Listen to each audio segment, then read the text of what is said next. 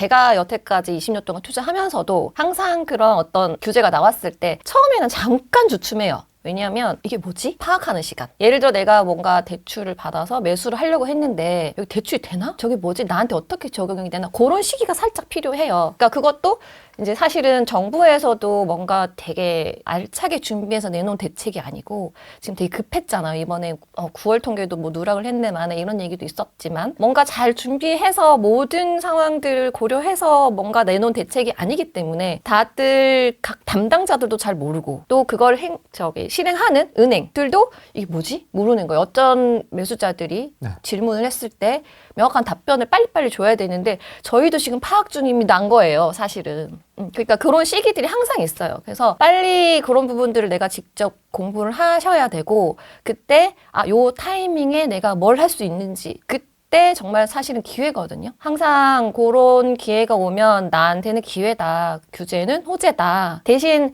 이제 그게 나한테 어떻게 적용이 되는지는 빨리빨리 공부를 하셔야 되겠죠. 네. 그러니까 남들 다 움직일 때 그때 따라가면 이미 좀 늦은 감이 있으니까 항상 그런 부분들이 있을 때는 나한테 하나님이 기회를 주시는구나라고 생각하시면 된다.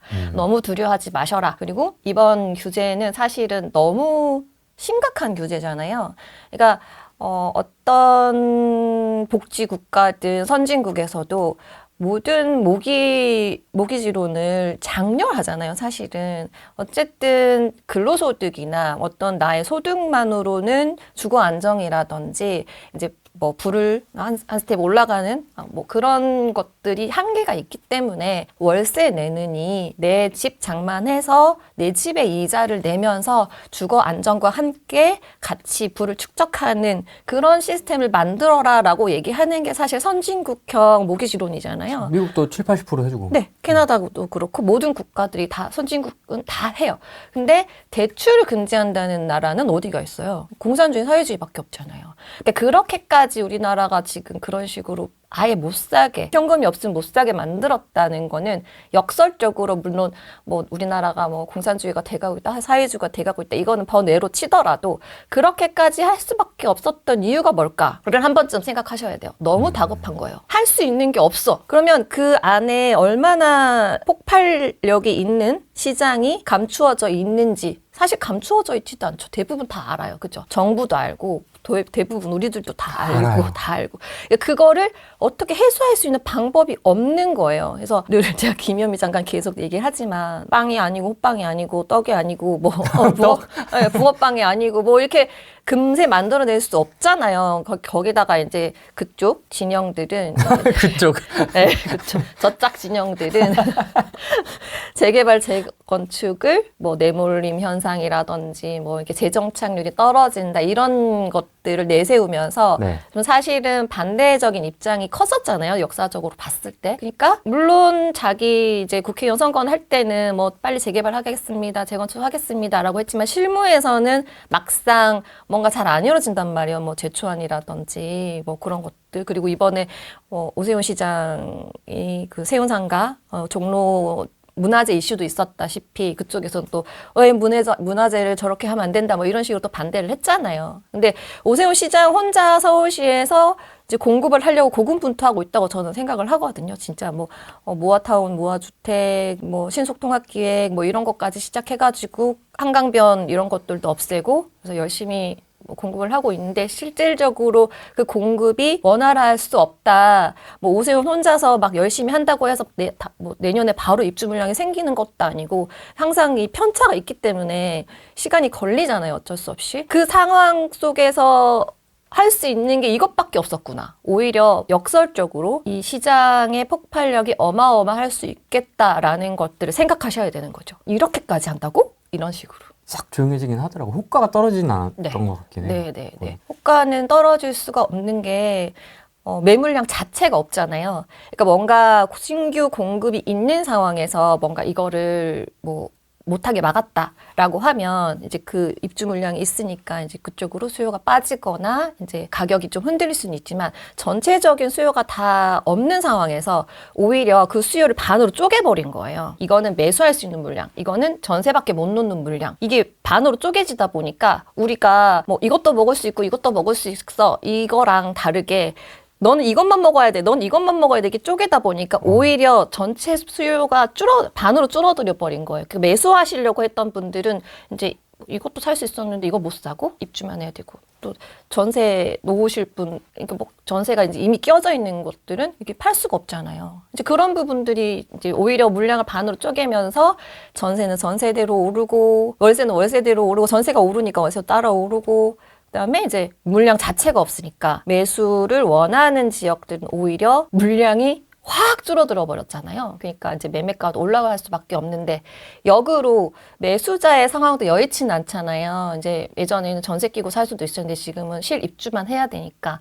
그러니까 같이 줄어들었는데 자 반대로 생각했을 때 서울 갖고 있는 사람들이 급해서 팔 이유는 없잖아요. 왜냐하면 지금 전세가가 계속 올랐죠. 지금 110, 115 대책 터지고 나서 제가 며칠 전에 이렇게 봤는데 같은 지역, 같은 단지 아파트가 그 두 달도 안 됐죠. 전세가 2억이 뛴 거예요. 2천도 아니고? 네, 2억이 뛰었어요. 제가 단톡방 공유를 했었는데 2억이 뛰었으면 자 매도자 입장에서 물론 뭐 보유세가 앞으로 걱정되긴 하지만 이미 조금 제가 뭐 재작년부터 포트폴리오 이제 그짝 정권이 들어서면 이제 분명히 세금을 건들 거기 때문에 네. 이제 뭐 어떤 대비를 하셔라 이렇게 말씀을 드렸잖아요. 뭐 보유세를 뭐 일단은 그쪽에서 안 건든다고 말은 했지만 네, 건들 수도 있고 어쨌든 전세가 월세가가 올라가는 상황에서는 그거를 세금까지 올라간다. 그러면은 어쩔 수가 없잖아요. 던질 수밖에 없는데 지금은 보유자들이 내가 선택할 수 있는 선택지가 많은 거죠. 무조건 팔아야 되는 선택지 외에도 반전세로 바꾼다거나 전세가를 올린다거나 이러면서 세금 그걸로 내면 되지 뭐 이렇게 생각할 수도 있고 오히려 또 지금 입주 가능 물량이 있다면 호가 올려가지고 팔리면 팔고 말면 말고 왜냐면 전세 놔도 되고 팔아도 되고 이런 상황이잖아요. 그래서 저도 지금 그런 상황이거든요. 거래량은 급감을 하긴 했는데 뭐 호가는 전혀 뭐 그냥 여유가 있습니다. 지금 뭐 집주인분들이 지금 뭐 이런 상황인 거고 전세 상승에 대한 이야기는 지금 뭐 뉴스에서 이렇게 막 부각되고 있지는 않는데 지금 사실 이렇게 올라가고 있는 전세 계속 상승하고 2억? 있어요. 네, 2억. 진짜. 그래서 정신 똑지 차리셔야 돼요, 지금. 똑띠. 네. 그러니까 갖고 계신 분도 지금 잘 가지고 계시다가 이제 좋은 가격에 팔으셔야 되고, 뭐, 이제 보유세 올라가기 전이라든지, 이제 보유세가 올라간다 하더라도 내가 어떻게 대비할 것인지. 그 다음에 그렇지 않으신 분들은 무주택자들은 빨리 내 집 장만을 하시는 게 맞다고 보여지고요. 네. 아마 이제 이번 정권에서는 계속 공급 시그널을 주려고는 할 거예요. 근데 막상 당장 공급이 되는 가시적인 성과는 하나도 없잖아요. 없습니다. 네. 우리 작년에 분당 얘기했었잖아요. 그때도 이주 물량? 분당? 현실적으로 아무런 대책이 없다. 근데 아직까지 없어요. 1년이 지났지만. 네. 1차 선도 지역 지정이 됐지만 아직 어떤 속도라든지 이건 없고 근데 다만 가격은 엄청 올랐죠. 맞습니다. 네. 진짜 많이 올랐던데. 재개발, 재건축을 내가 이거를 가지고 새 아파트가 될 거야 라고 생각하시는 것보다 뭔가 이제 진척이 되면 가격은 오르거든요. 어쩔 수 없이. 이제 그렇게 관점을 두고 가셔야지 아직 속도적인 측면에서는 아무것도 뭐 딱히 된 건 없어요. 이제 내년 하반기에 또 2차 선도 구역을 또 선정을 한다고 하니까 오히려 그거를 목표로 두시는 분들은 그런 부분 들도 좀 유심하게 보셔야 되지 않나. 왜냐면 1차 선도 구역이 엄청 많이 뛰었잖아요. 그럼 2차 선도 구역이 또 지정이 되기 전에 요때 또 선정되면 걔네들도 뛸 거니까 그렇게 해서 좀 발품을 팔아보셔서 좀 기회를 잡으시는 게 좋지 않을까. 2차는 어디가 될까요? 2차는 1차랑 조금 바뀌었어요. 1차는 뭐 이렇게 4개 단지가 묶여 있어야 되고 막 이런 부분들도 있었거든요. 이제 그런 부분들이 다 없어지고 이제 분당에서 근데 또 경쟁률이 그때 다 웬만한 지역 거의 다 95% 다 넘었잖아요. 네. 분당에. 그래서 제 생각에는 좀 특별한 혜택을 받지 않더라도 대지 지분과 용적률이 좀 대지 지분 높고 용적률이 낮은 지역들 그쪽으로 좀 보시는 게 어떨까. 세금으로 잡지는 않겠다고 했지만 저희 다주택자들 입장에서는 지금 세금이 제일 관심사거든요. 그래서 지금 조용할 때 이 정리를 좀 세금의 관점에서 정리를 해야 되는 거 아니냐. 그래서 포트폴리오에 대한 정리? 이 부분이 제일 관심사더라고요. 네. 오히려 총금액으로 할 수도 있다. 총액으로? 네. 이제 1가구 1주택에 대한 세금을 건들지 안 건들지까지는 잘 모르겠는데 건들면 이제 상식적이 않은 일들을 막 하시니까 사실은 예측이 잘 안 돼요, 사실은. 맞습니다. 그냥 설마 자유 대한민국에서 이런 상황인데 그냥 막 하잖아요. 허락받고 사세요, 서울. 그리고 심지어 공무원들 핸드폰 다 제출하라고. 그렇죠. 그게 말이 되냐고요. 그러니까 그게 상식적이지 않은 일들이 지금 대한민국에서 일어나고 있으니 뭐 앞으로도 세금도 마찬가지겠죠. 마찬가지겠죠. 근데 결국은 저는 그래요. 부자가 되고 결과적으로 이제 부를 축적하시는 분들은 그럼에도 불구하고 뭘 할 수 있는지를 생각하시는 분들이 결국은 우파가 되고 부자가 된다라고 생각을 하거든요. 어떡하겠어요. 지금 우리나라 상황이 그렇게 대통령을 뽑아 놓은 걸, 국회의원을 그렇게 뽑아 놓은 걸 어떡하겠어요. 그러니까 이 안에서 우리가 할 수 있는 거 해야 되고, 또 우리나라는 6.25 전쟁도 있었고 네. 일제강점기도 있었는데 또 극복했지 않습니까? 네. 지금 그 정도 상황이군요. 네, 저 그렇게 생각합니다. 네, 지금 뭐 재난 상황이구나, 지금. 네, 재난 상황이에요. 그래서 그런 상황임에도 불구하고 네, 우리 살아남을 방법을 찾아야죠. 어떻게 살아남아야 됩니까? 일단은 이민을 가시는 게 뭐 좀 해보려고 그랬더니 대출 금지. 뭐 하려고 그랬더니 갭 끼고라도 좀 사보려고 그랬더니만은 허락받으래. 너 안 된대. 너 왜 이사 가냐고 그러고.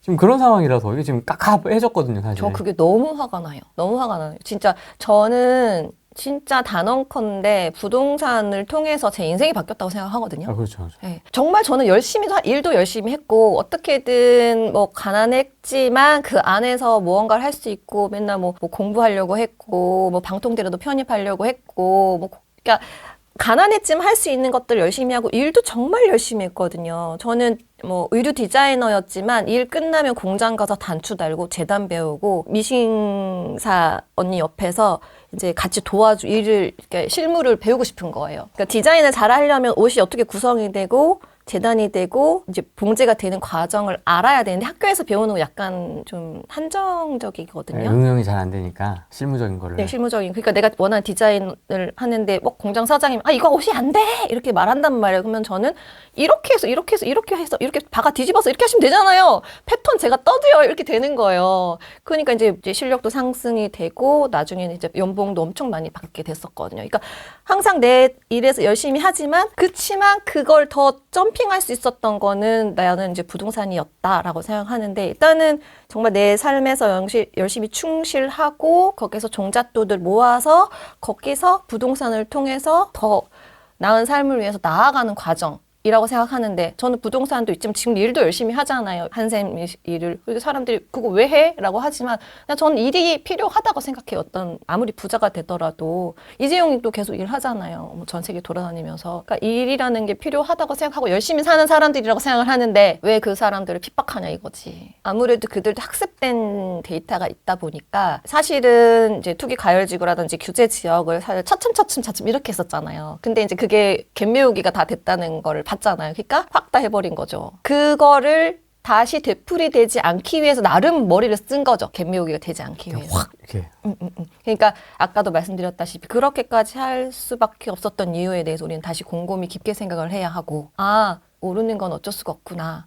그리고 이번에 그 경제부총리도 대국민 질의 그거 했는 거 혹시 보셨는지 모르겠지만 질의를 했을 때 이제 부동산 정책의 방향성이 뭐냐 했더니 뭐 떨어지는 걸 원치 않는다라고 했어요. 떨어지는 걸 원치 않는다. 물가 상승률만큼 오르는 거를 천천히 오르는 거를 그렇게 목표를 잡고 있다. 그럼에도 불구하고 이렇게 했다라는 거는 우리가 진짜 깊게 생각해야 되는 부분인 거죠. 안 떨어지는구나. 이렇게까지 해야만 했었구나라고 생각을 해야 되는 거고 그럼에도 불구하고 지금 떨어지고 있지 않죠. 오히려 이제 수도권 외곽이라든지 아니면은 서울 외곽 쪽들이 조금 주춤하긴 한데 네. 결과적으로는 같이 갈 거예요. 왜냐면 왜 제가 그렇게 생각을 하냐 하면 투기 가열지구 처음에 강남 3구랑 용산구가 묶였었잖아요.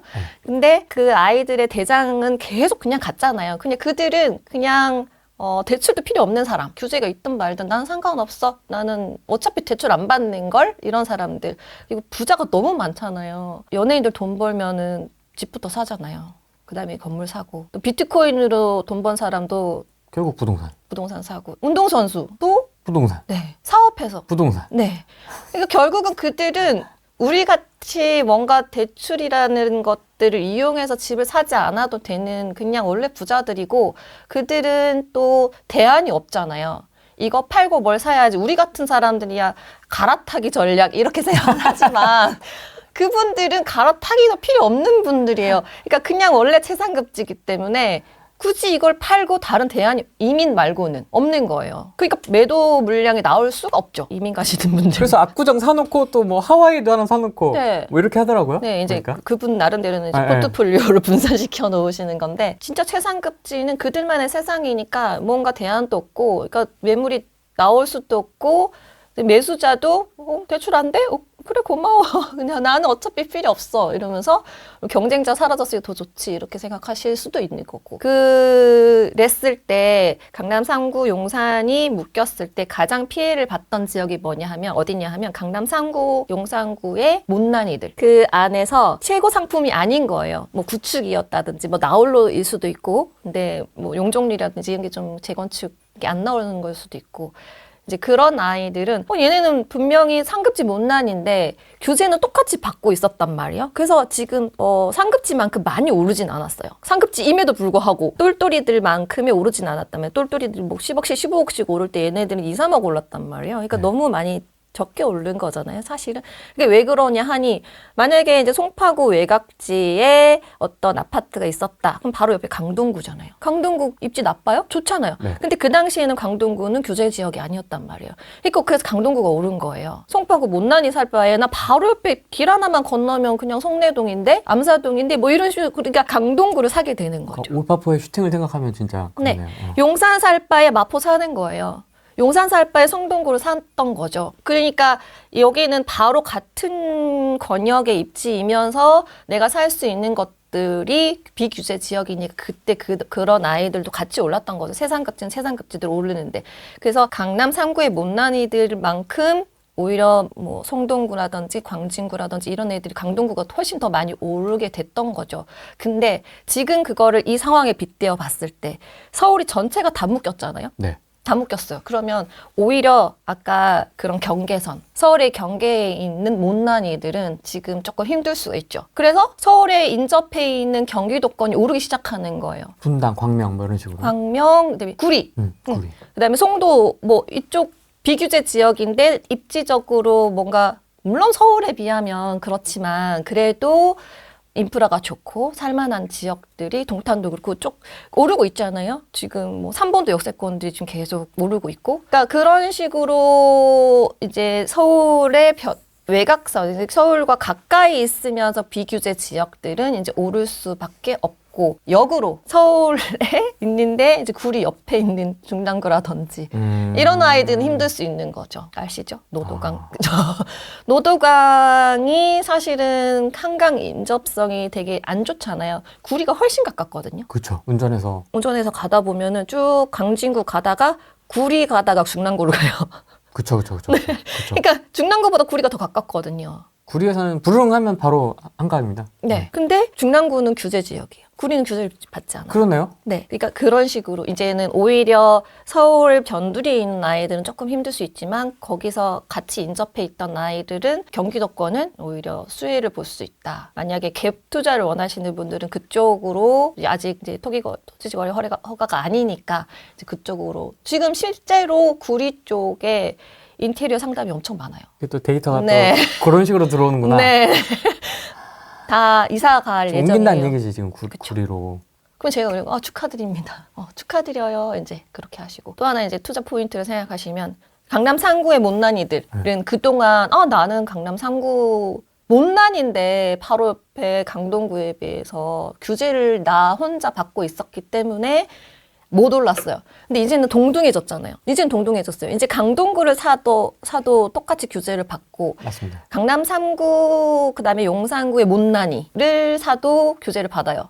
그럼 어떡해요? 그럼 당연히 이왕이면 이제 강남 3구. 그러니까 오히려 지금은 강남 3구는 더욱 공고해졌다. 원래 좋았던 애들은 잘 나갔고 걔는 그냥 계속 잘 나가고. 계속 잘 나가는데 이제 밑에 있던 애들이 강남 안에서도 얘네들이 이제 컨디션이 똑같네? 하면서 이제 예전에는 성동구를 샀는데 똑같이 규제를 받네? 그러면 나는 오히려 금액도 나쁘지 않네? 많이 안 올랐네? 이러면서 이제 보셔야 된다고 생각해요. 성동구 A, B급 또는 강남 C급. 네. 뭐가 나을까요? 강남 C급. 강남 C급. 왜냐면은 너무 많이 올랐어요. 성동. 그렇다고 성동구가 안 오른다는 얘기는 아니에요. 그렇죠. 저는 한강변 영원하다고 생각하거든요. 엄청 좋아하십니다. 한강변 제가 늘 얘기하잖아요. 마포, 입지 보석. 성동, 광진, 뭐 용산, 뭐 강남 3구는 마찬가지고 그냥 한강변은 영원하다. 그러니까 입지 분석 필요 없다. 그냥 한강변 사시면 된다. 주구장창 얘기하잖아요. 아니 칼리오펜 비싸잖아요. 저는 돈이 없는데요. 싼 데 많아요. 너무 대장 아이들만 보고 있어서 그렇지. 지금 예를 들어 뭐가 있을까요? 이 정도 기준점으로 본다면은 뭐 송파구 풍납동. 풍납동? 풍납동. 풍납동 얘기하시는 분도 처음이네요. 그쵸. 제가 또 그런 걸 좀 좋아해요. 남들 안 보는 거. 되게 생소합니다. 풍납동? 네. 풍납동이 잠실 가는 게 10분밖에 안 걸려요. 아 그래요? 네. 생소한 동네입니다. 오. 네. 나중에 한번 나가시죠. 제가 안내해 드릴게요. 오. 저는 스무 보석이라고 생각하고 있어요. 풍납동이 잠실 가는데 잠실 생활권이에요. 물론 천호동도 있지만 천호동 생활권도 가능하고 잠실 생활권도 가능한데 잠실 가는데 10분밖에 안 걸려요. 되게 가깝거든요. 그런데 잠실 가격의 몇 프로일까요? 반? 반도 안 돼요. 반도 안 돼요. 보통 천호동을 많이 생각하지 않습니까? 잠실의 배후 지역으로는 천호동 많이 얘기하는데 풍납동. 자, 풍납동 왼쪽으로 가면 이렇게 봤어요. 왼쪽으로 가면 잠실이에요. 위로 가면은 광진구예요. 네. 위에서 왼쪽으로 가면 성동구예요. 네. 오른쪽은 강동구예요. 얘만 쌀 이유가 있어요? 싼 건 다 이유가 있는 거 아닙니까? 칼리오펜이. 네, 있어요. 문화재. 문화재 규제가 거기가 토성 아니잖아요. 그래서 이게 사실은 기회인데 여기는 어떤 사람들이 생각하냐면은 여기는 땅만 파면은 도자기가 나온다. 그러니까 뭐 젓가락 수저 나오고 막 청동기 유물 나오고 그럴 거 아닙니까? 뭐 네. 흙으로 된 그릇 나오고. 네, 그런 인식이 강해요. 강해서 뭐 여기는 땅 파면 문화재 재개발도 안 되고 재건축도 안 된다. 그래서 이제 여기는 사면 안 돼. 그 제가 옛날에 투자할 때도 그런 누구 네임들가 제가 친구한테 야, 이런 데가 있어. 여기 걔 5천이면 사. 가격도 너무 싸. 이거 투자해야 될 것 같아 했더니 이제 되게 유명한 강사님한테 여쭤보셨나 봐요. 인플루언서. 근데 뭐 그런데 누가 사냐고. 거기 땅 파면은 뭐 도자기 나오던데. 그러니까 제가 그것도 다 조사를 했겠죠. 도자기에 대한 것들을. 이미 권역별로 나눠져 있어서 재개발이 가능한, 재건축이 가능한 구역들이 나눠져 있고 그 안에서도요? 나눠져 있고 또 지금 재건축 추진 중인 데가 있어요. 이번에 그 안에 소송 안에서도 미성 아파트라고. 근데 파다가 나올 수도 있는 거 아닙니까? 네, 파다가 나오는데 자 이번에 잠실 쪽에 재건축할 때 파다 나왔죠. 멈췄어요. 어디가 나왔어요? 어디? 지금 신축 분양하는 쪽 거기 나왔다가 멈췄다가 지금 다시 곧 입주하는 저 며칠 전에 가서 보니까 완전 으리으리 하던데요. 동네가 확 바뀌었던데. 지금 잠실, 강동구, 성내도 이쪽 다 이 하남 쪽까지는 다 나와요. 맞습니다. 네, 다 나와요. 그래서 멈추느냐 안 멈추느냐는 파고 꺼내고 하면 돼요. 지금 종로 쪽에도 문화재에서 파서 꺼내서 했고 그럼 잠실 쪽도 꺼내서 했고 지금 곧 입주고 문제될 게 없다. 그런데 많이 나오면 오래 걸리잖아. 이렇게 생각하실 수 있잖아요. 이렇게 막 광범위하게. 근데 문화재가 어디 층에 묻혀 있어? 이거 너무 깊게 얘기하는데 이거 다 풀어주면 안 되는데. 조금만. 조금만. 자, 문화재가 이렇게 우리가 이제 막 파다 보면은 이제 깊이 몇 미터에 이게 있다는 게 데이터가 있어요. 이게 역사적으로 이제 뭐 이렇게 문화재청들이 이제 많이 발굴을 했잖아요. 통계, 평균치가 있군요. 여기는 몇 미터 정도 들어간 문화재가 있다. 그 깊이랑 주차장 깊이. 엄청난 히트. 이미 다. 정리가 된 거지. 그쵸. 그 정도까지는. 근데 더 깊이는 안 나오나요, 그러면? 안 나와요. 그것도 신기하네. 그게 정부 자료에 나와요. 그래서 문화재층 유실 권역이라고 있어요. 문화재층이 여기는 벌써 유실이 됐어, 없어. 아니면 이미 정리가 된 거다, 여기는 한번 휩쓸고 갔다, 이미. 근데 더 깊게 팔 수도 있잖아요. 신축으로 파면, 재건축을 하면. 근데 이미 유실, 이제 여기는 요 정도 깊이에 항상 문화재층이 있었어. 왜냐면 그 주변에 이미 발굴해서 공원으로 만든 지역들이 있거든요. 그 바로 인근에. 이제 그런데 이제 파헤쳐 보니까 근데 진짜 아무것도 안 나와요. 아니 왕릉이라면서 왕관 귀걸이라도 하나 나와야 되는 거 아니에요? 아무것도 안 나왔어요. 진짜 그냥 뭐 흔한 도자기 그다음에 뭐 초가집 터 이런 거 나와서 이제 주민들은 이게 왕성이 아니었다. 그냥 약간 시장 같은 개념이었다. 왜냐하면 거기가 옛날에 기억하실지 모르겠지만 이제 풍납동이 상습 침수 구역이었어요. 그러니까 누가 상습 침수 구역에 왕성을 짓느냐. 예전에 이제 광진구 쪽 가시면은 거기 아차산 쪽 있잖아요. 거기서 풍납들이 다 훤히 보이거든요. 오히려 거기가 이제 내려다보고 왕성으로, 그러니까 물론 왕성이었다는 뜻은 아니에요. 광나루 쪽에서 보면 다 보이는데 그렇게 낮은 지역에다가 누가 왕성을 짓지? 왕성이 아니었을 가능성도 농후하다라고 이제 주민들은 이제 주장을 하고 있고, 실질적으로도 팠는데 뭐가 나오지 않았고, 이게 뭐가 예전에 문제가 됐었냐면 박원순 시장이 그러니까 그때부터 뭔가 이상했어요. 그러니까 왜 사람들이 그거를 뭐라 그러냐면 그 시장님이 꿈에 백제 왕이 나타나서 여기가 왕성이었다라고 했대요. 꿈에서? 미친놈이네. 그래서 여기는 왕성이래요. 뭐 하는 거야? 그래서 근데 그걸로 그 말 한마디로, 말도 안 되는 꿈 얘기로 말 한마디로 이제 모든 정책이 만들어지고 그때부터 이상했던. 그러니까 근데 또 지금 일어나는 일들을 생각하면은 그때나 지금이나 비슷한 건가? 너무 말도 안 되는 일들. 그 꿈 때문에 이제 여기는 왕성이었다라는 말도 안 되죠. 그래서 근데 어쨌든 이제 자세히 이제 파헤쳐 보시면 이제 거기서 권역이 나누어져 있어서 이제 문화재층이 유실된 권역이 있다. 근데 가격이 잠실의 3분의 1도 안 된다. 근데 만약에 여기서 재건축이 되거나 리모델링이 된다면 그러면 앞은 광진구 쪽도 비싸요. 엄청 비싸요. 앞뒤 좌우가 다 비싸요. 여기는. 그러면은 가성비가 너무 좋잖아요. 일단 가격적으로. 근데 입지가 나빠요. 한강 걸어서 가요. 앞에 뭐 공원 같은 거라도 있습니까? 공원, 한강공원 있고요. 이제 걸어서 가고 잠실 가깝고 강남 가기 가깝고 고속도로 타기 가깝고 한강 가기 가깝고 뒤로는 선호동, 잠실, 앞으로는 광진구 그쪽도 이제 재건축이 되겠죠? 그러면은 광진구 재건축되면 얼마 될까요? 전 40억, 50억 될 거라고 보거든요. 한강변 기준으로. 네, 올림픽 거기 워커힐 아파트도 있고 왠지 현대 아파트도 있고 걔네들도 위치 너무 좋잖아요. 그쵸. 자양동 지금 재개발도 엄청 비싸잖아요. 개떡상했습니다. 네, 그것도 다 한강변, 한강 주변. 그러면은 그 안에 얘는 섬처럼 있어요. 그러면 그 아이들, 그러니까 제가 말하는 투자의 관점이 만약에 그것들과 가격이 같으면 말이 안 되지. 네. 그쵸? 고평가죠. 고평가죠. 근데 그 아이들에 비해서 가격이 3분의 1이야. 그러면 갈만한 거죠. 그러면서 뭔가 재건축 이슈라든지 리모델링이라도 되면 한강변 입지는 불변의 가치이고 문화재 이슈는 지금은 사람들이 그렇게 생각하고 있지만 이제 점점 개선이 될 가능성이 높고 또 왕성일지 아닐지는 두고 봐야 하는 거고 그럼에도 불구하고 문화재층이 유실된 권역이 있다. 보수적으로 보셨을 때 문화재층 유실 지역을 보시고 토성에 가깝지 않은 곳들을 보시고 그렇게 하시면 충분히 저는 가능성이 있고 또 그래도 너무 불안하다 하시면 토성 바깥에, 토성 외 지역은 지금 모아타운도 지금 하고 있거든요. 그러니까 거기는 그런 문화재랑 토성 바뀌니까 상관없대. 그러니까 안이랑 밖이랑 뭐가 다른지 모르겠지만 근데 이제 바깥은 또 더 괜찮다고 했으니까 이제 그쪽으로 보셔도 되고. 좀 덜 나오나? 그게? 찾기 나름이에요. 이런 투자 아이디어 어떻게 이거 어디서 배워 이런 거? 저는 그래서 입지를 보는 거예요. 입지를. 그러니까 내가 돈이 없으니까 돈을 찾아서 외곽지로 가는 게 아니라 이 안에서 한강 라인 안에서 한강 라인 안에서 그다음에 서울 안에서 이왕이면 서울 안 그다음에 더 이왕이면 이제 한강 주변에서 이제 내가 외곽지로 가지 않고 할 수 있는 게 없을까? 근데 여긴 왜 싸지? 문화재 뭐 땅 파면 뭐 나오는데 뭐지? 더 깊게 보고 더 깊이 파보고 하는 거예요.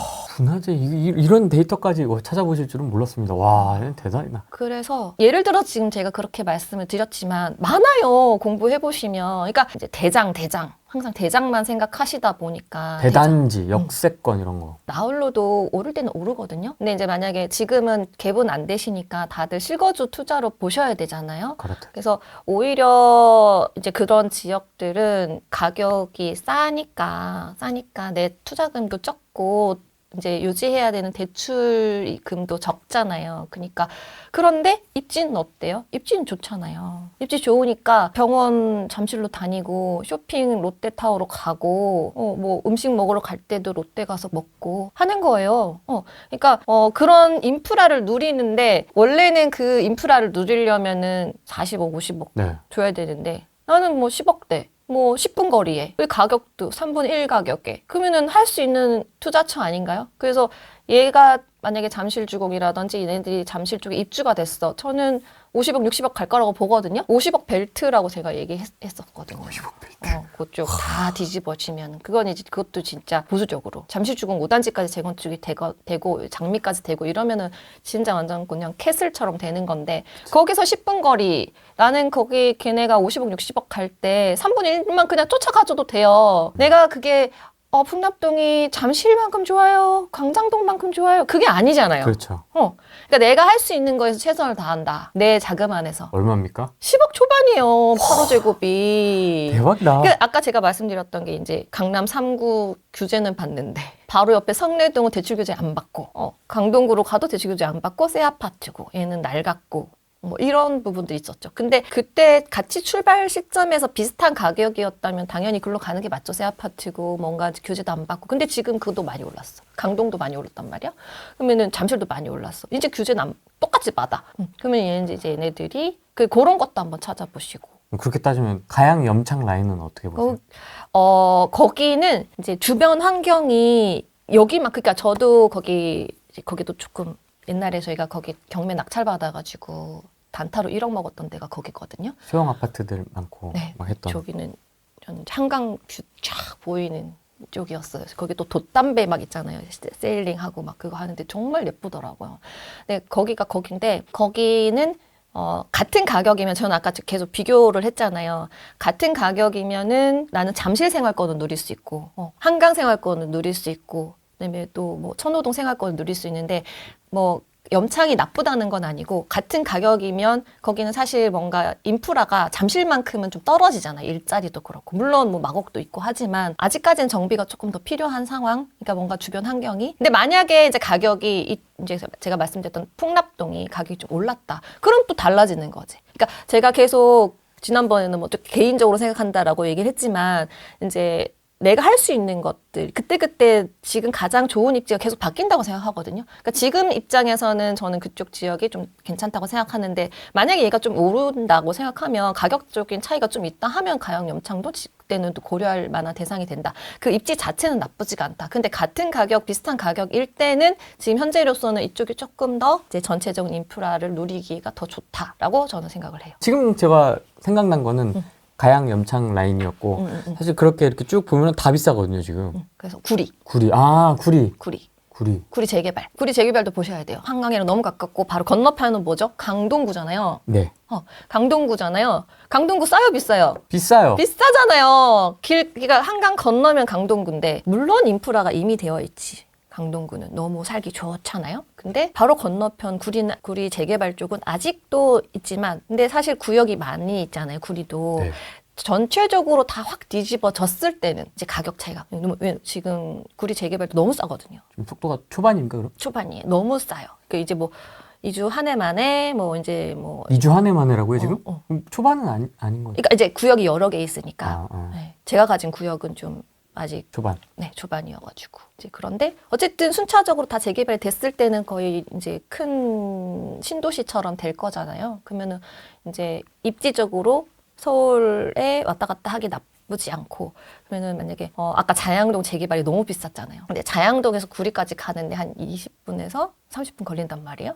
그러면 이제 자양동은 지금 뭐 엄청나게 줘야 되잖아요. 근데 가성비가 나쁘지 않다. 가격 옛날에 피 붙었던 게 지금 다 뭐 지금 없어진 상황이어가지고 오히려 잘 찾아보면 마피도 찾아볼 수 있거든요. 그래서 내가 지금 뭔가 서울 인접이나 서울권에 내가 투자를 하고 싶은데 지금 너무 자금력도 없고 한 발 늦었고 토지거래 허가 때문에 좀 힘들어 하시는 분, 그러니까 잘 찾아보면 있어요 항상. 뜻이 있는 사람에게 길이 있다. 지금 서울시에서는 재개발이든 재건축이든 해주려고는 해요. 근데 사실 자칫하다가는 부동산에 기름을 붓는다. 또 부자들만 부자되게 만든다. 라는 오명을 쓰기가 쉬워요. 그러니까 어쩔 수 없이 기부 체납은 풀어주진 않을 거예요. 오세훈 그러니까 그러니까 서울시 입장에서는 명분을 쌓는 거죠. 나 이렇게 지금 서울에는 입주 물량이 없는데 재개발, 재건축을 해야 되는데 또 이 수익성을 다 소유자들한테 가기보다는 우리는 공공성도 이렇게 만들었어. 그치만 또 너무 공공성만 유지하면 재개발, 재건축이 안 될 거고 그러면 공급이 또 부족해지니까 이 사람들의 수익성도 어느 정도는 맞춰줘야 돼. 이러면서 양쪽의 명분을 계속 만들어가고 있는 중이라고 저는 생각을 하거든요. 어쩔 수가 없잖아요. 안 그러면 또 재선을 못 할 수도 있으니까. 네. 그런 상황이라고 생각을 하는데 일단은 만약에 바뀌었다. 서울시장이 바뀌었다. 저짝으로? 저짝으로. 이번에도 그랬잖아요. 뭐 종로에 재개발 못하게 했다고 그거 하면 안 된다고 막 그렇게 얘기를 했잖아요. 그러니까 이것 따지고 저것 따지고 하면 어디다 짓느냐는 거죠. 그러면은 결과적으로 만약에 최악의 경우 이제 그렇게 됐다라고 치면 공급 부족은 더 길어지겠구나. 그럼 구축 가격이 더 오르겠구나. 전월세, 매매가 다 폭등하겠구나 라고 생각하시면 되시고 그리고 잘 됐을 때 재개발, 재건축이 너무 잘 됐을 때 막 공급 물량 이렇게 한다는데요. 지금 이재명 대통령이 뭐 이렇게 뭐 공급 시그널 또 뭐 대책도 냈는데 뭐 이러면서 할 수 있잖아요. 그러면 제가 작년부터 말씀드렸던 게 이제 앞으로 공급은 안 되거나 비싸게 공급되거나 공급이 되지 않거나 비싸게 공급되거나 둘 중에 하나. 그러니까 공급이 안 되면 어떻게 되는 이제 구축이 오를 거고 전월세 다 오를 거고 그다음에 이제 공급이 잘 됐어. 막 미친 듯이 막 이재명이 막 갑자기 돌변해가지고 야 다 무조건 뭐 제초안 풀고 뭐 어쩌지 이때까지 규제 다 타파하고 다 무조건 공급해라고 했어요. 싸게 공급할 수 있어요? 아니요. 싸게 공급을 못해요. 물론 지금 환율도 엄청 계속 오르고 있죠. 그다음에 원자재 값이 뭐 그때 막 폭등했지만 크게 내려갔다는 뉴스 들어본 적 있으세요? 없잖아요. 그리고 인건비 뭐 이제는 뭐 사망 사고 3명만 나면은 스톱 뭐 일 무서워서 하겠어요? 뭐 모든 이제 건설 조건은 다 악조건인데다가 근데 또 소비자들은 얼마나 지금 또 눈이 높아졌는지 아세요? 예전에는 뭐 커뮤니티 없어도 살았잖아. 우리가 언제부터 커뮤니티 그쵸? 이제는 나 이제 새 아파트 들어가면 나 커뮤니티 있어야 돼. 언제부터 그렇게 아침부터 밥을 꼬박꼬박 먹었다고? 조식 서비스 좋긴 좋더만요. 이렇게 개부럽더라고요. 나 맨날 구축만 살았는데. 그래서 와 좋겠다. 근데 진짜 좋대요. 그래서 근데 이제 사람들이 나는 이제는 살면 그런 데를 살고 싶은 거예요. 이제 이 아파트 됐으면 좋겠고 또 저 이제 한샘 하니까 싱크대 있잖아요. 예전에는 벽에서 수전 나오고 스테잉이어도 되고 인조대리석만 돼도 오 좋다 이랬잖아요. 그리고 싱크대 200, 300 이래도 새 거니까 너무 좋다 막 이랬는데 이제는 인조대리석도 안 봐요 사람들. 이제는 엔지니어드 스톤은 돼야 된다. 기본이야 그게.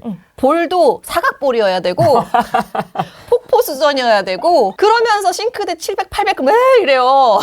자재값도 올랐지만 그 소비자들의 눈높이가 올라갔어요. 근데 만약에 이제 새 아파트 하는데 싱크대 상부장이 막 이렇게 뭐 상판이 인조대리석이야.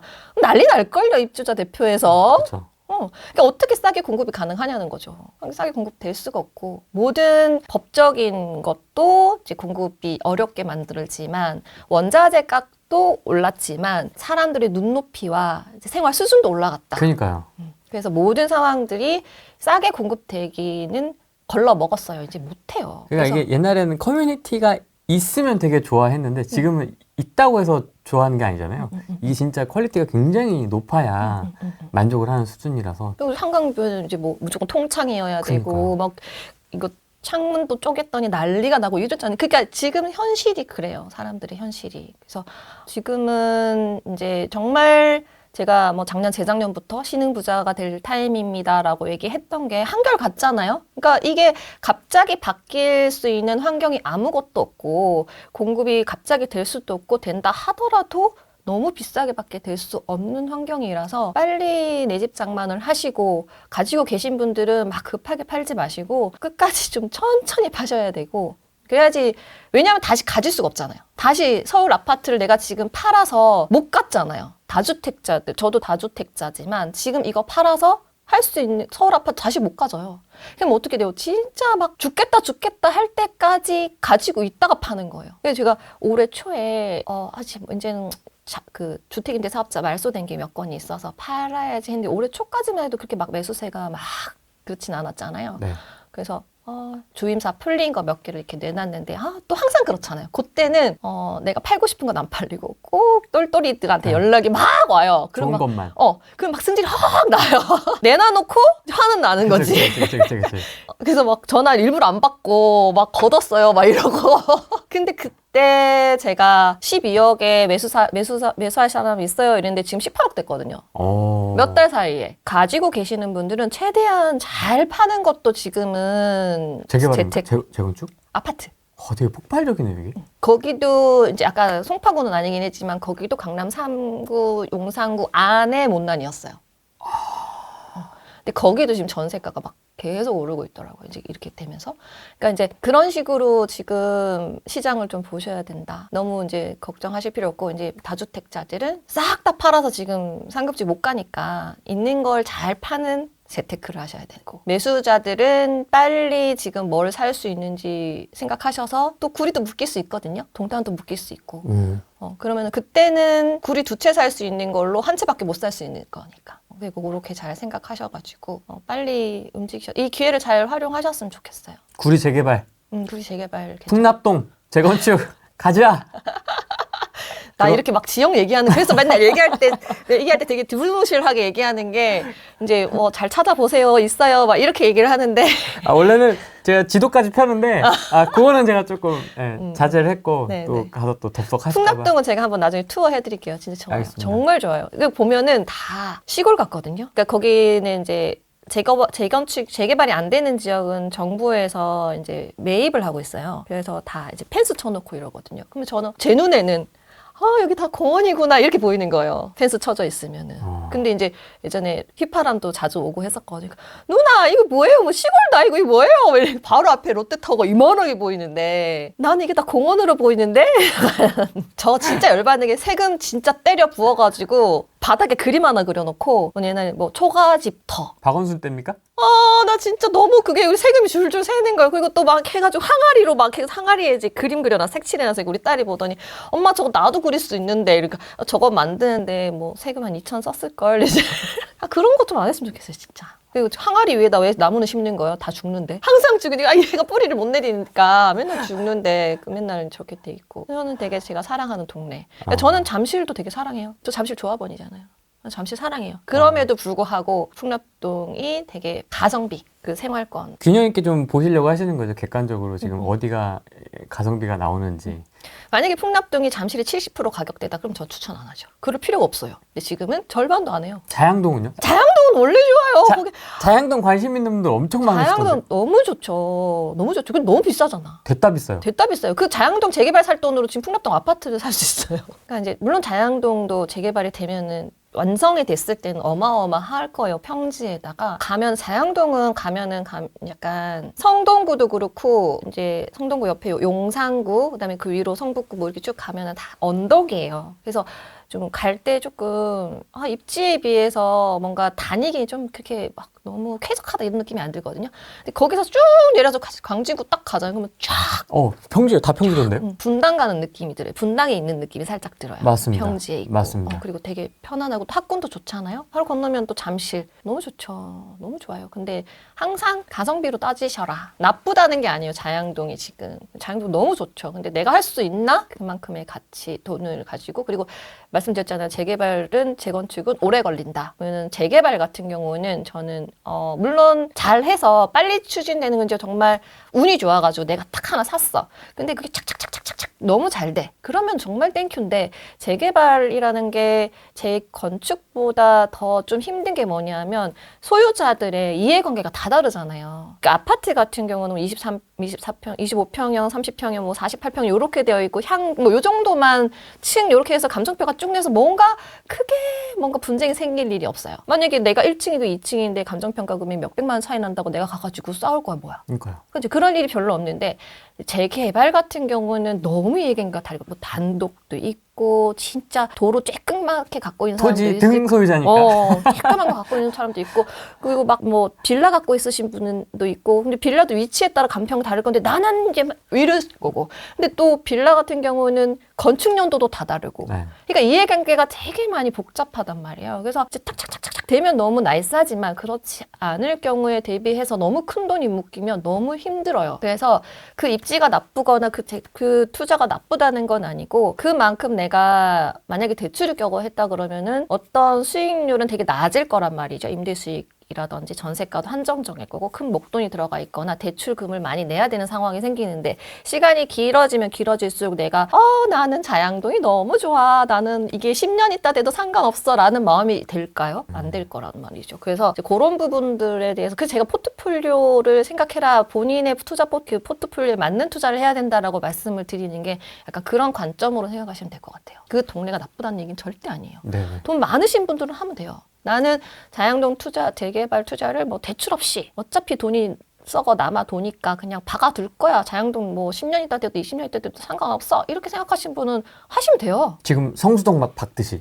그러니까 부자는 많으니까. 근데 우리는 이제 부자가 되기 위해 노력하는 사람들이니까 지금 없이 투자를 하는 사람들이 더 많다고 생각을 하고 있는 상황이라서 그런 관점에서 봤을 때는 우리는 조금 더 가성비 있는 투자를 해야 되지 않을까? 좀 더 지킬 수 있고 오래 버틸 수 있는 투자를 생각해야 되지 않을까 그런 관점에서 말씀드리는 거죠. 용산 지난번 저희 영상 보시면 아시겠지만 저는 용산을 되게 좋아하고 또 이게 용산이 구역이 하나 두 개가 있는 게 아니잖아요. 뭐 서울역 앞에, 서울역 뒤쪽, 뭐 원효로 쪽, 뭐 공덕 쪽, 뭐 엄청 많아요. 그러면은 이 아이들이 다 같이 되었을 때의 폭발력 거의 뉴타운 신도시에 가깝게끔 이렇게 되어 있고 아마 도로도 다 연결하고 공원도 녹지를 오세훈 시장이 좋아하니까 녹지 라인도 같이 해서 큰 그림을 그리고 있다라고 저는 보고 있거든요. 그래서 이게 다 되었을 때는 너무너무 좋은 주거단지가 될 거고 또 아까 자영동에 비해서 가격도 많이 저렴하고 왜냐하면 걔가 또 용산구였잖아요. 네. 용산구니까 또 뭐예요? 토지거래허가였잖아요. 모든 규제를 다 받고 있었는데 오히려 저평가됐다. 투자. 근데 속도는 되게 빨라요. 지금 서계구역 같은 경우는 지난 우리 갔었잖아요. 75% 넘었어요, 동의율. 그러니까 바로 조합 설립이에요. 그러면은 이제 착착착착 이제 진행이 되겠죠? 그러면 다른 옆에 구역들도 탄력받아서 같이 갈 거고 그럼 가격이 비싸냐? 아유, 자양동에 비해서 아직도 너무 저렴해요. 그러니까 그게 아까 상급지 못난이 취급이 된 거죠, 걔네가. 왜냐면 아파트를 사야지 지금 그때 재개발을 누가 사? 약간 이런 분위기도 있었고 규제 지역이다 보니까 뭐 재당첨 제한이라든지 뭐 이런 규제도 또 받고 대출 제한도 받고 이랬으니까 좀 눌려 있었던 거지. 미래 가치적으로 봤을 때는 상당히 좋다고 생각하고 오히려 투자금 대비 가성비는 자양동보다 그쪽이 훨씬 높을 거라고 봐요. 가성비 쪽으로 봤을 때 대출 규제를 받지 않으면서 또 아까 약간의 풍납동 같은 느낌인데 뭐 널리 알려져 있지 않은 투자 방법인 거죠 사실은. 근생으로 아파트 받기. 걔네가 지금 가격대가 어떻게 구성이 되어 있냐면 3억에서 5억 정도까지 구성이 되어 있는데 대출이 나오거든요. 근생이다 보니까 그러면은 투자금이 적죠. 그리고 매수가 자체가 크게 뭐 다른 구역에 비해서 높지 않기 때문에 대출금도 적죠. 버틸 수 있죠. 입지가 좋으니까 월세는 잘 나가거든요. 물론 월세가가 뭐 한정적이지만 그래도 어느 정도의 대출 이자보다는 내가 임대료로 충당할 수 있고 입지적으로 나중에 이제 새 아파트가 됐을 때는 얼마가 될까? 30평형 기준으로. 그죠? 진짜 보수적으로 30억. 그렇죠. 응, 진짜 보수적으로 30억. 이건 뭐 누가 의심하지 않죠. 30억. 그러면 거기다가 내가 이제 추가 분담금 10억 낸다 해도 15억이잖아요. 15억 먹는 거잖아. 내가 만약에 5억짜리를 사서 20%의 30% 제가 들어갔다 쳐요. 1억 5천 투자해서 15억 먹으면 너무 좋은 투자 아니에요? 그런 투자를 하셔야 된다. 근데 근생 투자는 조심하셔야 될 게 이제 그 근생을 사서 아파트를 받는 방법이 있어요. 여러 가지 방법이 있거든요. 이제 그 조건이 내가 맞는지를 체크하셔야 되고 서계구역 추진위원회 한번 가서 얘기를 한번 들어보세요. 거기서는 그런 방법에 대해서 되게 적극적으로 홍보를 해요. 아예 공략집을 걸었어요. 근생 소유주분들 이렇게 해드릴게요. 동의서 내세요. 와, 굉장히 적극적이다. 그때랑은 또 달라졌죠. 그때는 구역 지정 곧 될 거예요. 막 이런 얘기를 했었는데 지금은 그랬기 때문에 이제 조합에서 그런 식으로 막 홍보를 하니까 동의율이 착착착착착 올라가는 거예요. 지금 한 78%? 조합 설립 바로 가고 이러는 조합에서 그렇게 적극적으로 하니까 다음 것도 당연히 바로 총회하면 바로 통과 되겠죠. 복수하십시오, 여러분. 자세하게 저희가 찍어놓은 게 있습니다. 그러니까. 네. 진짜 우리 추우면서 되게 덜덜 떨면서 길 잃어가면서 네. 어제 오세훈 시장이 노량진 뉴타운 와서 신통2를 언급하면서 전 구역 2031년이겠죠? 2031년 안에 빠르게 완공시키겠다고 했는데 여기에 대해서 어떻게 생각하시나요? 신통계획 2.0을 말씀하시는 것 같아요. 다 믿지 마세요. 신통 1도 그때 뭐 5년 안에 뭐 7년 안에 이렇게 얘기를 했었거든요. 그러니까 내가 하고 싶은 것과 되는 것은 조금 달라요. 그러니까 오세훈 시장의 그 염원, 빨리, 왜냐면은 너무 없으니까, 공급이. 그래서 시장으로서 서울시에 빨리 공급을 해야 하고, 또 사실 주거 환경 점수가 되게 낮잖아요, 서울이. 그래서 그런 부분들을 좀 높여야 되겠다는 그런 생각과 방향성은 오케이, 좋다고 생각해요. 근데 현실적으로 모든 행정적 시스템과 시의원들이 아직도 저짝에 많거든요. 이제 그런 것들이 이제 하나씩 하나씩 넘어가야 할 산이 많다. 그래서 이게 잘 되느냐 안 되느냐보다 좀 집중하셔야 될 거는 잘 됐을 때, 못 됐을 때의 모든 리스크를 내가 어떻게 해지할 수 있는 나의 포트폴리오를 만드느냐에 대한 거를 더 고민을 하셔야 되는 거지. 이게 잘 될지 안 될지 뭐 그런 것들은 조금 잘 될 거예요. 잘 될 거예요. 근데 2031년 그 좀 힘들 수 있다. 뭐 잘 되면 좋겠지만 이런 예를 들어서 좀 적당할지 모르겠는데 이제 대통령이 비상계엄을 했지만 네.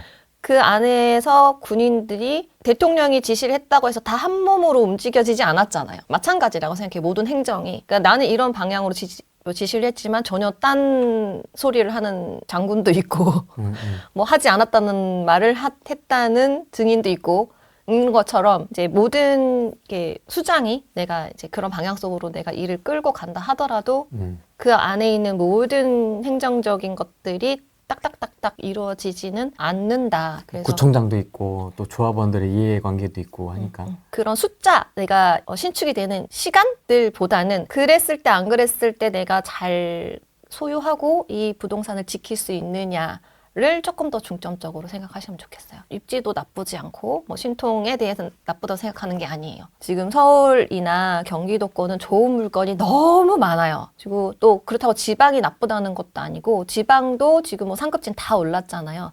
그러니까 좋은 부동산은 너무 많은데 나에게 부를 가져다 줄 수 있는 부동산인가, 내가 지킬 수 있는 부동산인가는 다른 관점이라고 보는 거죠. 그럼 지금 제일 고민이신 분들이 뭐 무주택자는 사면 되는 것이고 나에게 내 수준에 맞는 내 환경에 맞는 걸 사면 되는데 1주택자 분들이 이제 지금 고민인 거는 지금 갈아타야 되는 건가? 갈아타기는 좀 올랐고 예를 들어 우리가 예전에는 갈아타기를 할 때 내가 이걸 팔고 조금 돈 좀 보태가지고 더 높은 상급지로 가야지 이거잖아요. 그러니까 지금 어지간하게 돈이 있지 않으면 진짜 뭐 아까처럼 진짜 부자들이나 지금 뭐 물려받은 돈이 통장에 한 10억 있었어, 20억 있었어. 사실 많긴 하더라고요. 그 돈 많은 사람들이. 근데 그런 분들은 처음부터 상급지를 갔을 수도 있고 그런 여건이 되시는 분들은 가면 좋은데 그런 분이 아니시라면 지금 팔아서 같은 급지도 못 가요. 내가 이걸 맞아. 팔아서 더 안 좋은 급지로 갈 거면 안 하는 게 낫지. 빠꾸 그냥 앉아 있는 게 낫지. 그래서 지금 어제도 저희 상담했는데 네. 이제 이사 가긴 거른 것 같고요. 수리해서 살려고요. 이러신 분이. 그러니까요. 어려워졌어요 진짜. 못 가요.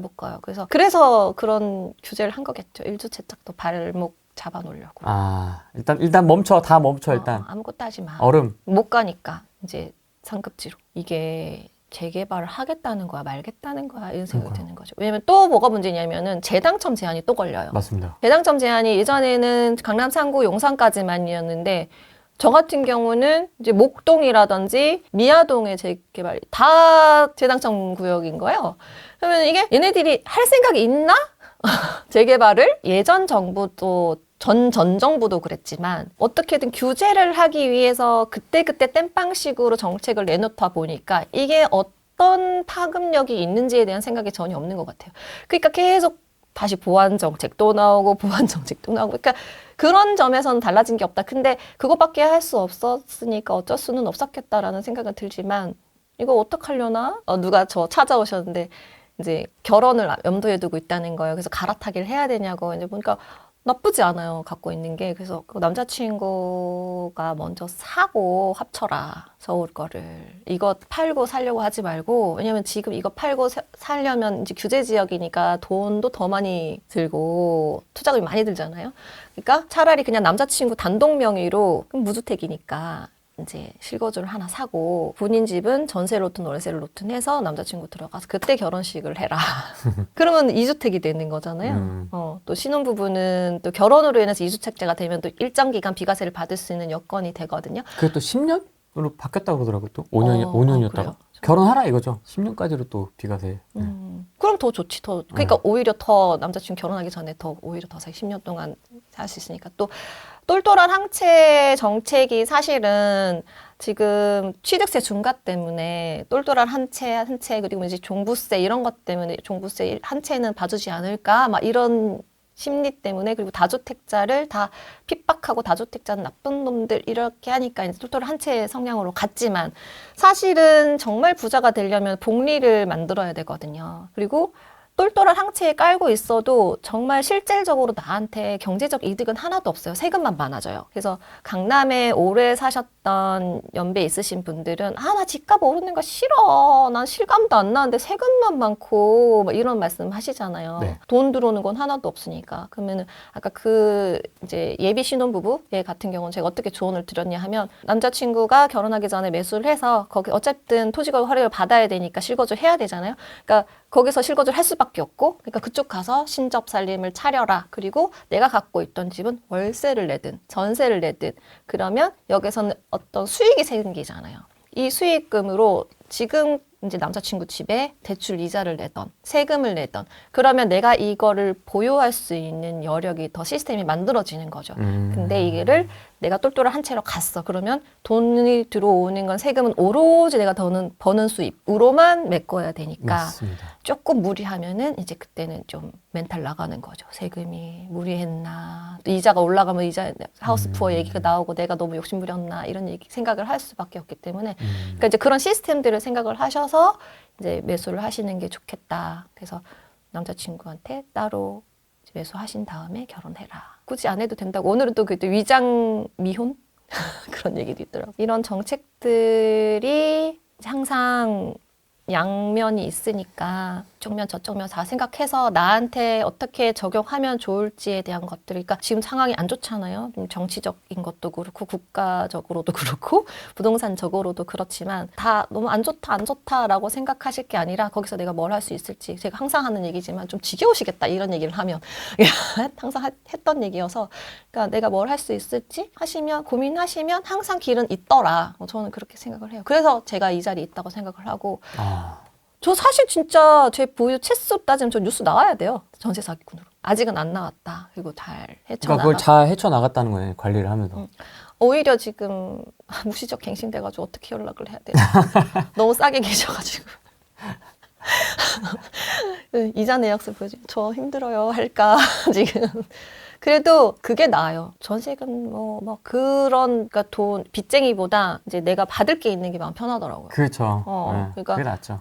지난 2년 전에 비하면 지금 그래도 행복한 고민이니까 그리고 조금 지금 있는 것들도 감사하게 되더라고요. 지금 이제 더 이상 못 갖게 되는 상황이 발생되니까. 근데 지금 상황에서는 내년에 더 행복해지지 않으실까요? 사실 시간이 길면 길어질수록 더 점점 더 올해 초보다 오늘 더 행복하고 4년 후에는 입이 귀에 걸리실 것 같은데요? 그러니까요. 그러니까 가만히 있었는데 자산 차이가 또 이렇게 그러니까 훅 떨어졌지만 결국은 버티면 된다. 근데 버틸 수 있는 시스템이 있는가? 이런 것들을 이참에 한번 더 깊게 생각하셨으면 좋겠어요. 그러니까 뭔가 버는 것도 되게 중요한데 칼리오페님을 보면 굉장히 그 어떤 안전장치라고 해야 될까?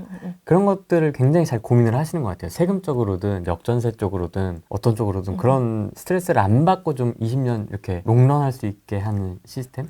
그게 제 투자 방향성이었거든요. 그럼에도 불구하고 2년간은 너무 힘들었어요. 그러니까 그 포트폴리오를 잘 짜야 돼. 그래서 그게 나의 투자 방향성이야. 그래서 단기, 중기, 장기, 그다음에 월세, 전세, 그다음에 공실까지, 그다음에 임대사업자, 매매사업자, 개인 이렇게 법인, 뭐 아이들 증여분까지 정말 디테일하게 포트폴리오를 만들었음에도 불구하고 지난 2년 전에는 너무 힘든 거예요. 그래서 근데 역으로 생각했을 때 내가 이렇게 포트폴리오에 대한 생각이 없이 투자를 했다면 뉴스에 추적 60분에 나왔겠죠.